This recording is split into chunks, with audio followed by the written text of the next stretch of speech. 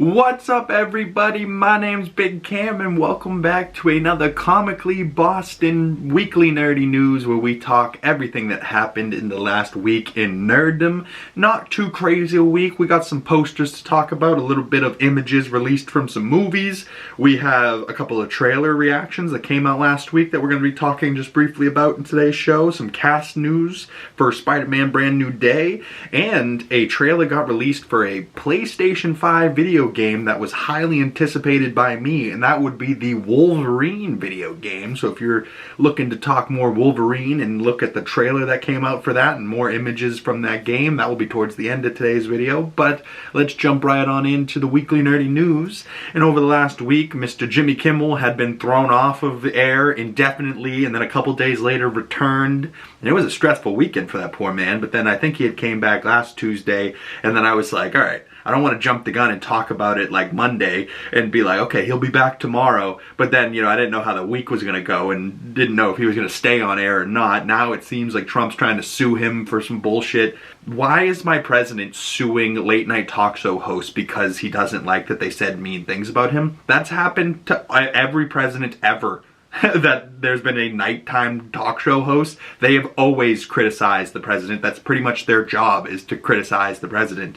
And my president shouldn't be watching the TV at all. You know, like, he should be so busy that he should be worried about other things. But Trump's so stupid that they're like, yeah, go worry about talk shows and nighttime television. That'll fucking tide us over a couple of years to buy us some time so you don't blow up the planet. Like, fucking crazy, dude. The rest of the world must be laughing at us like we're a reality TV show. Like, it's fucking embarrassing. But regardless, very happy that Jimmy Kimmel returned to television. Whether you're a fan of him or not, you can't have somebody fucking getting thrown off television for saying a joke that wasn't even that bad. Like, he could have said something way fucking worse. Like, freedom of fucking speech. You gotta protect that shit from tyrants and dictators like him. It'll be the last time I talk about him. It's how we feel. Fuck down, try.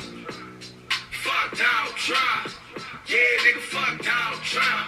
Alright, moving on to the next topic of news today. 911, a stupid television show that my mother watches, but I believe Angela Bassett stars in this 911 television show on ABC, and it's coming back for its latest season, October 9th on ABC and Hulu, and they look like they're going to space, and I would normally never talk about a show like 911 or Chicago Fire or any of those other terrible cable television shows that I just would never watch, but my mother and sister watch all the time. So, you know, they probably are excited or happy that they're going to space, and this looks like it's going to be a crazy season with Angela Bassett in space, saving the world, whatever the fuck. In space, no one can hear you call. Well, I'm sure that's going to look interesting. The TV budget space. Let me know if you're a fan of 911, if that ends up being any good, but also, a TV show coming very soon, October 26th to HBO Max. It says that Welcome to Derry is coming, and it begins here. And this is, I believe, an prequel, or might be like a sequel to the movies, but I think it might be a prequel to the movies, you know, telling you like where this monster came from or how these kids discovered it type shit. At least I think so. I could be wrong. Comment below if you're a fan of the and Pennywise. Me personally, I'm not a clown guy, and Pennywise looks like the worst of the clowns. So yeah, no, I'm good. I'll stick to the Joker in The Dark Knight. That's as far as clowns I like to go.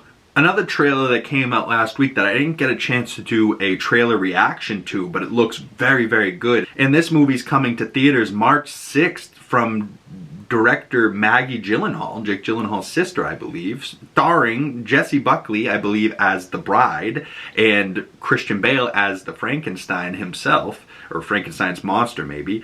But it says, "Here comes the motherfucking bride." And Jessie Buckley and Christian Bale look really good in this movie, but you have a couple of character posters here. One was for her, one for Christian Bale here. There's a monster inside all of us.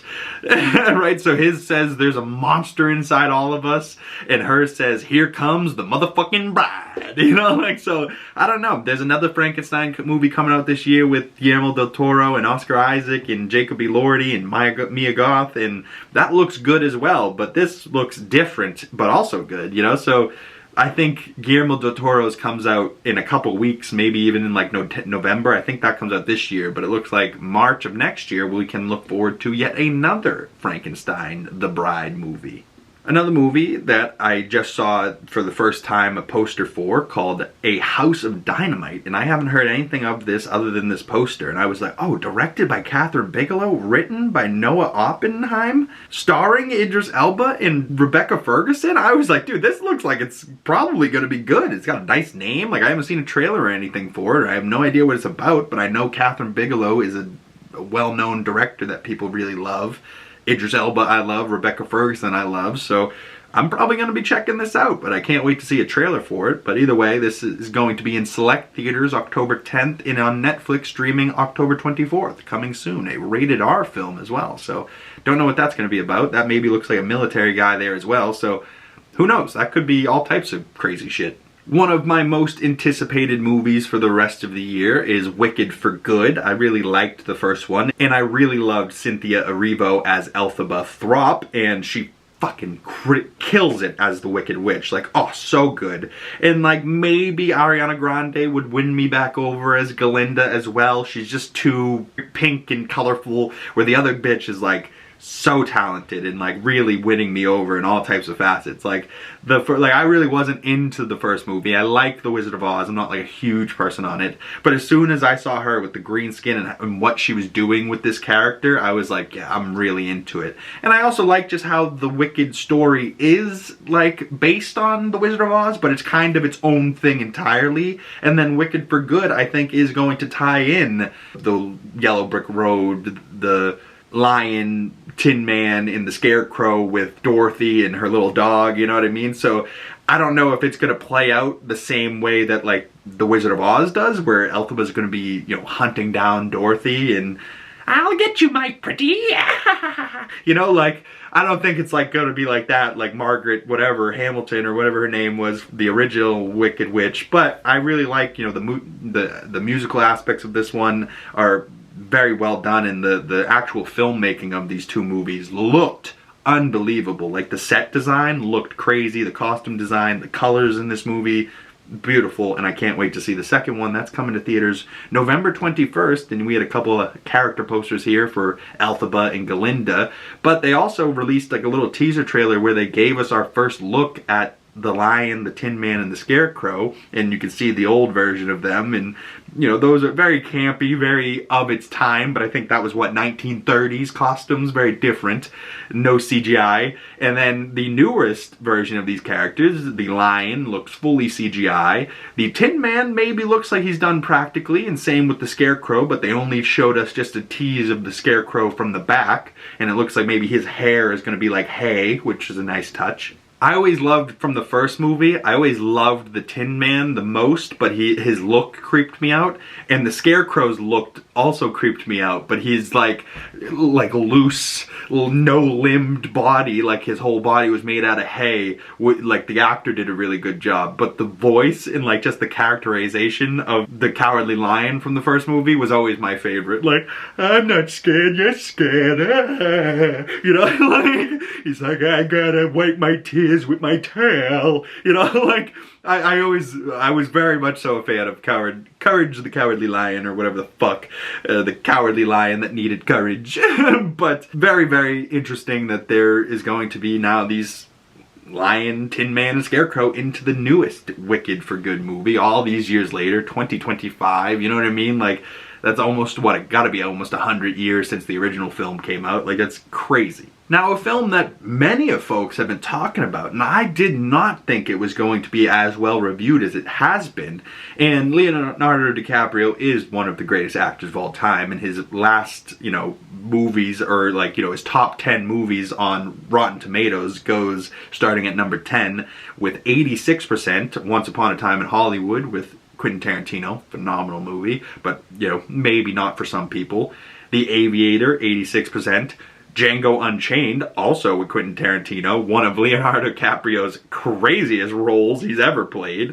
And that's just a phenomenal fucking movie. Friggin' Jamie Foxx crushes it. Inception, Christopher Nolan, 87%. Titanic, James Cameron, 88%. What's Eating Gilbert Grape, I've never seen, but I heard he plays like a, for lack of a better word, like an autistic child or like somebody with Down syndrome maybe. I haven't seen it, so correct me if I'm wrong, but you know, he's clearly, you know, a normal person. He doesn't have those disabilities in real life, but he played that character like he did, and I believe he was real young, you know, playing a young boy with those symptoms, and it clearly did a great job because that movie got 90% and scored above some of these other films that I would consider better, but maybe he just gave a better performance, and that movie garnered a better Rotten Tomatoes score because of it. The Departed, oh yes, a Boston movie, 91%. I love a Boston movie. I love that Scorsese did a Boston movie, and he did it with like Leo, Jack Nicholson, and Mark Wahlberg. Like, fuck yeah, like that movie crushes.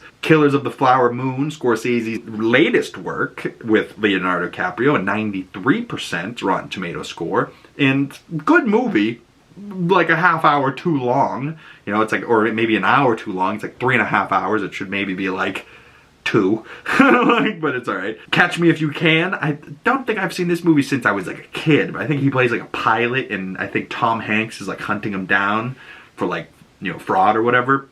And then his most recent film, One Battle After Another, with Paul Thomas Anderson, sitting at 97% Rotten Tomato score. So his highest rated film is his newest film, and apparently he does a great job, and the rest of the cast does a great job. Tiana Taylor, Benicio del Toro, Regina Hall is, I believe, in there as well, and Sean Penn delivers a crazy performance that I've heard from this. Like, I was like here for it. The trailer looks really good, but I was like, yeah, I'll see it for sure. I'll see it, but I didn't know if I wanted to go to theaters. I saw that it was like 2 hours and 50 minutes long. I don't know if I wanted to sit through this type of movie in the theaters, even though, you know, the trailer looks good. I still don't really know what it's about, but maybe that's the proper way to see a film like this. Go in completely blind, and you might be better for it, you know. And if you have seen this film, no spoilers, but, you know, let me know if it was any good down below. Does it deserve to go get seen in theaters, or would I be better off seeing it at home? Sliding over into a little bit of DC news, and Mr. James Gunn confirmed a couple weeks ago that Superman's sequel film will be titled Man of Tomorrow. Not Superman 2 Man of Tomorrow, not Superman Man of Tomorrow, just Man of Tomorrow. And he had released a picture of the cover of the script, and it says DC Studios Man of Tomorrow, and it has a picture of a man with a brain, but it's also like a, you know, a textbook picture that you'd see in like a textbook, and it has like his brain and like his biology in his body, and you can see like a little bit of his muscle structure. Or it's not a human, and this is like an alien brain that we're looking at. And if this is the case, is this a confirmation that Brainiac is going to be the main villain of Man of Tomorrow? Maybe not. James Gunn hasn't necessarily said those words out of his mouth, but he hasn't denied them either. And what he has said about the film is that Superman and Lex Luthor are going to join forces, maybe reluctantly, but they're going to fight a much stronger, more powerful threat. So to me, you know, Superman's the most powerful man in the universe. What is more powerful than him? Maybe just brain power. Superman's not necessarily a genius. He's just a normal guy with superpowers, right? You know, like Lex Luthor, I would say, is smarter than Superman, but not stronger, right?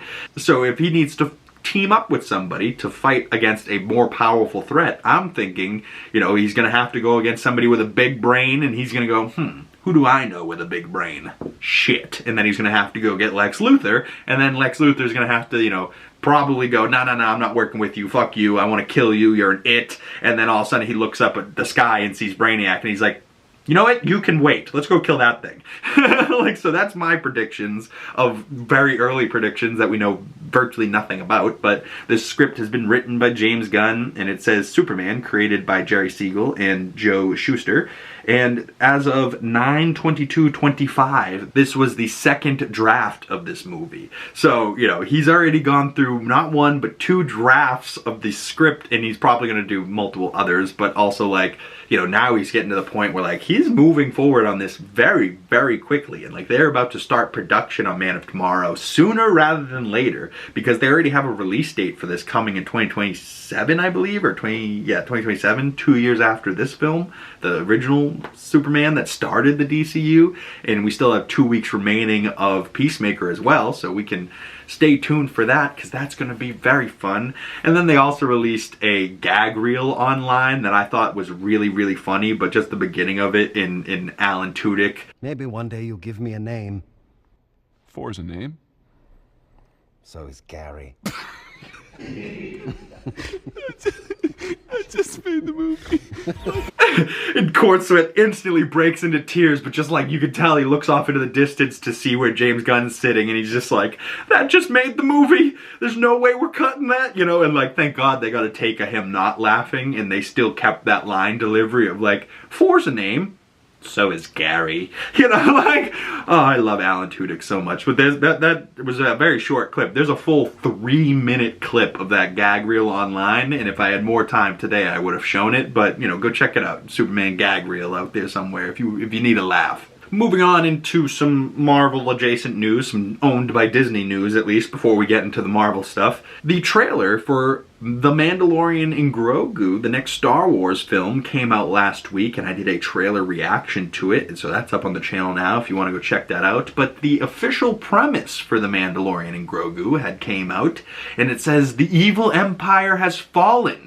The Imperial warlords remain scattered throughout the galaxy as the New Republic works to protect everything the rebellion fought for. They have enlisted the help of legendary Mandalorian bounty hunter Din Djarin, Pedro Pascal, and his young apprentice Grogu in theaters May 22nd, 2026. So it looks like the Mandalorian and Grogu are going to be hired by like the New Republic to help them protect what the rebellion fought for, you know what I mean? So they have enlisted the help of legendary Mandalorian bounty hunters. So maybe some years have now passed since the last time we saw them in season 3 of Mandalorian and Grogu, and you know, maybe his legend has gotten passed around by word of mouth through the galaxy. So now maybe he's kind of like a myth where it's like, oh, I always heard of a chrome Mandalorian showing up and saving the day, and he has a little Jedi friend with him, but I always thought it was a story, you know, that type of thing.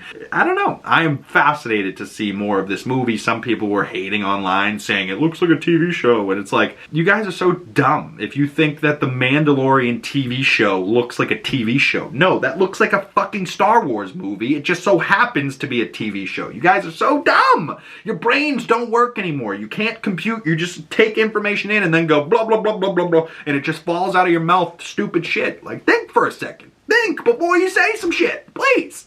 God! Another trailer I reacted to last week, and the breakdown is up on the channel now, is for the Avatar Fire and Ash trailer. And the poster for this movie looks sick, coming December 19th to theaters. I can't wait to see what this fire tribe in Varang has to offer to this Pandora world of the Avatar and Jake Sully, and oh god, it's making me nervous, it's giving me chills. I'm thinking about like what could happen, what happened in the last movie, how beautiful the movies are, like how beautiful it looks. Like, there's so many things with this movie, but like, you know, some of the visuals we saw in the trailer was Spider across from Bahrain with no mask on, so he's breathing the air of Pandora. Something happens weird in this movie where humans are going to be able to live on this planet without needing the air respirator device. And then also something weird happens to Spider, because now his braid has a little tentacle things that he can hook up to the creatures of Pandora and ride around. So like, James Cameron's doing some weird shit in this film. Like, what? Where's this going? Because this is the third. He still has 2 more films after this plan. So like, this guy has had a crazy vision for this arc of these movies.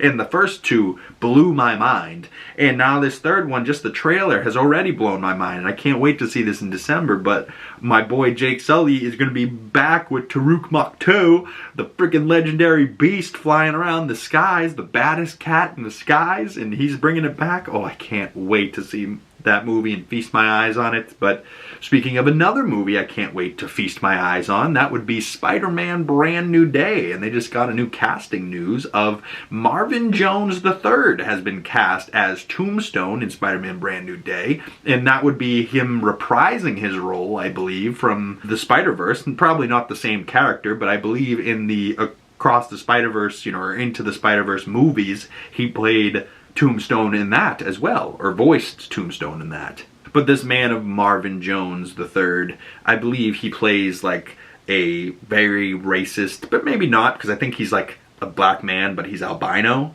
But the ginger beard's throwing me off, because one, I've never seen an albino black guy. I've never seen a ginger black guy, so now the ginger black guy's albino.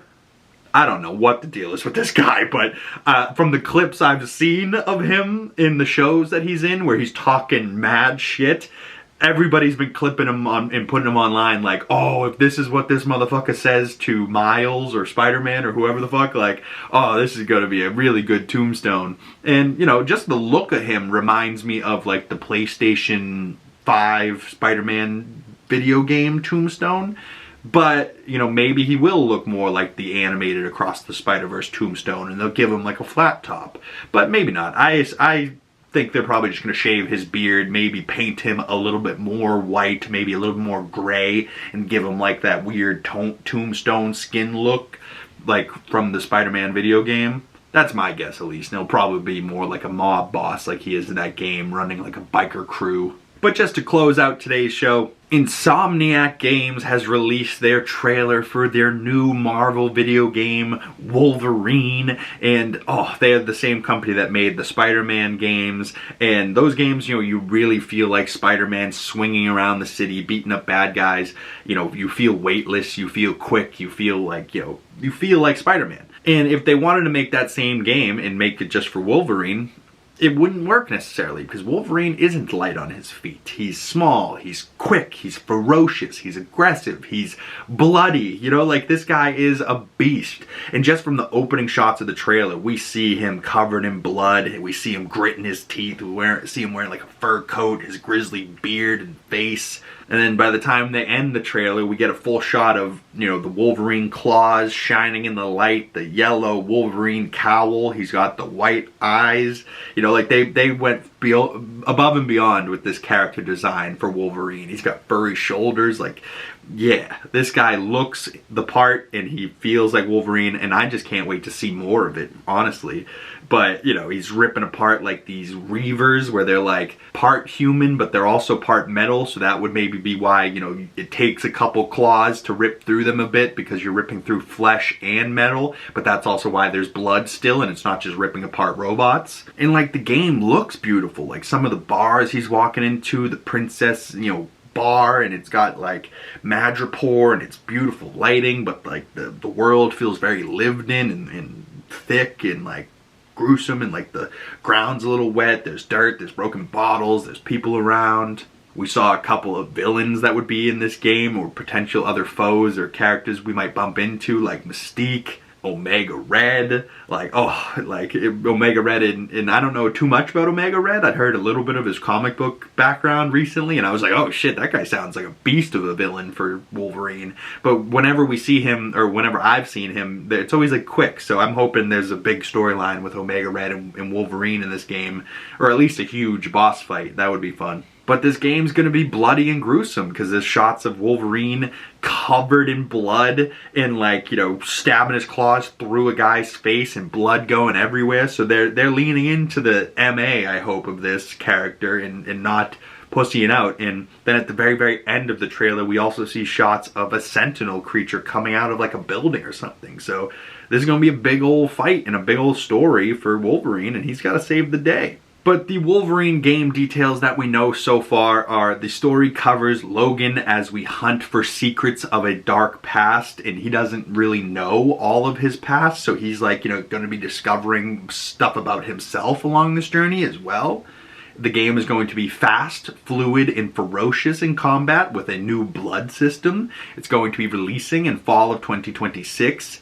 Liam McIntyre is officially playing Wolverine and is voicing and doing like the, the mocap for the character. Other characters from the X-Men will appear. It is also set in the same universe as the Insomniac Spider-Man games. Locations include Tokyo, Madripoor, and Canada, and more information will be coming in spring of 2026. And this game should be releasing fall of 2026. So I cannot wait for that. This game sounds sick!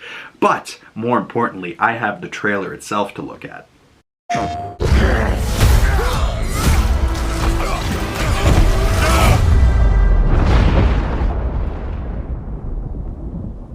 Been fighting longer than I can remember.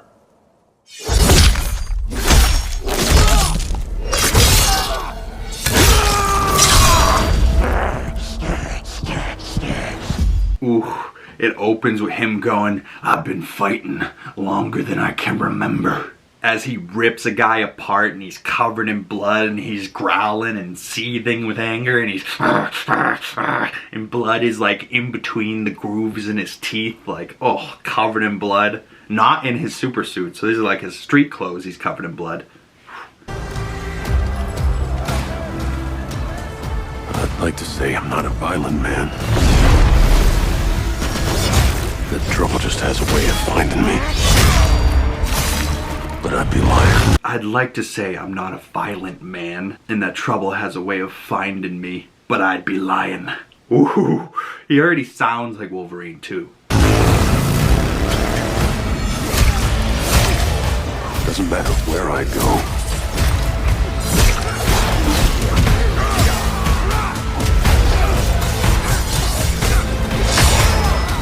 How far I run.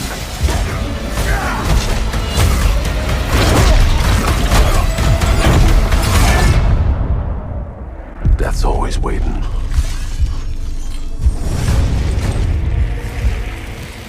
Just not for me. It doesn't matter how far I go, how far I run, death is always waiting. But not for me. Ooh! As we see like his adamantium skeleton and the skin healing back as the claws, you know, retract out and schnicked and he's ooh.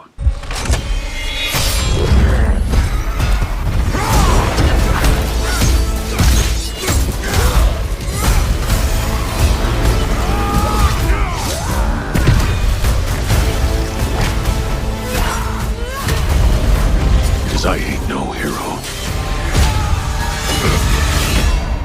I'm Wolverine. Oh, and just like a perfect ending, 'cause I ain't no hero. I'm Wolverine. Shink! You know, like, and yeah, he rips people apart. He's not Spider-Man. He's bloody, he's violent. He would like to say he's a good guy and he's not violent, but that's a lie. He is violent and he's not a good guy. He rips people apart. He's a murderer. He's a killer. Yeah! You know, like, that's what we want, baby. We want a ferocious Wolverine. We want him to be short. We want him to be a little short king. And we want him to be feeling like that little badger running around ripping shit apart. And this feels like that to me. And they end the trailer with that beautiful shot of a sentinel. And you're like, woohoo, so this is gonna get big.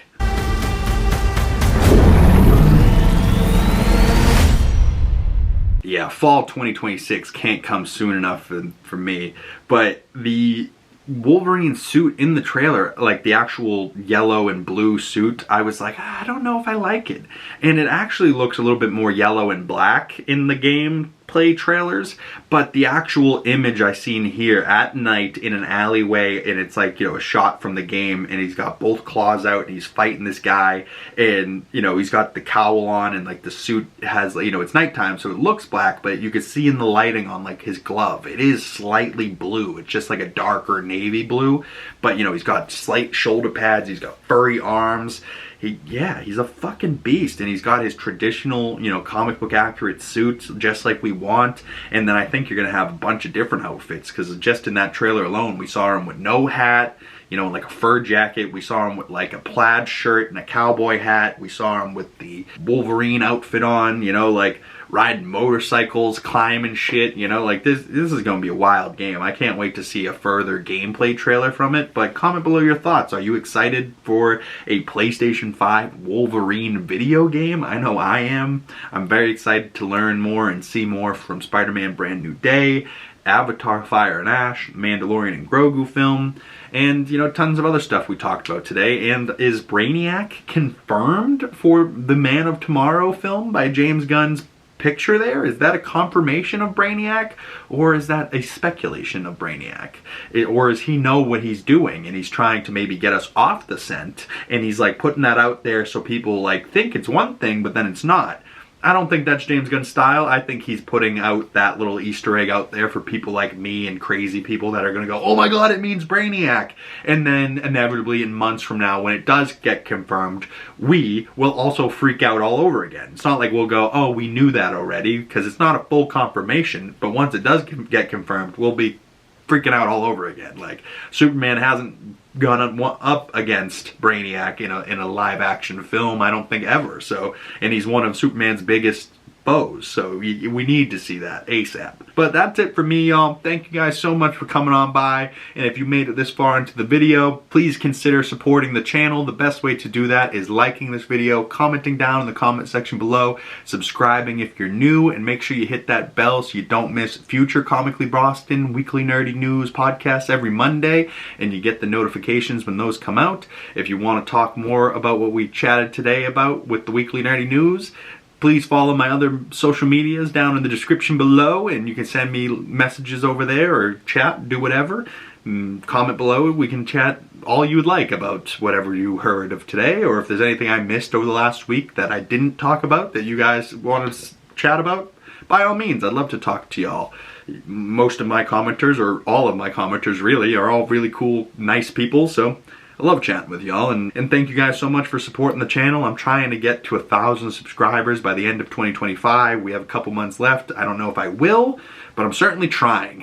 Trying my damnedest, and I really appreciate you guys, and stay tuned for Peacemaker Season 2 Episode 7 breakdown coming out this Friday after that episode airs Thursday night, so stay tuned for that. And once again, my name is Big Cam, and I will see you beautiful people in the next video. Peace!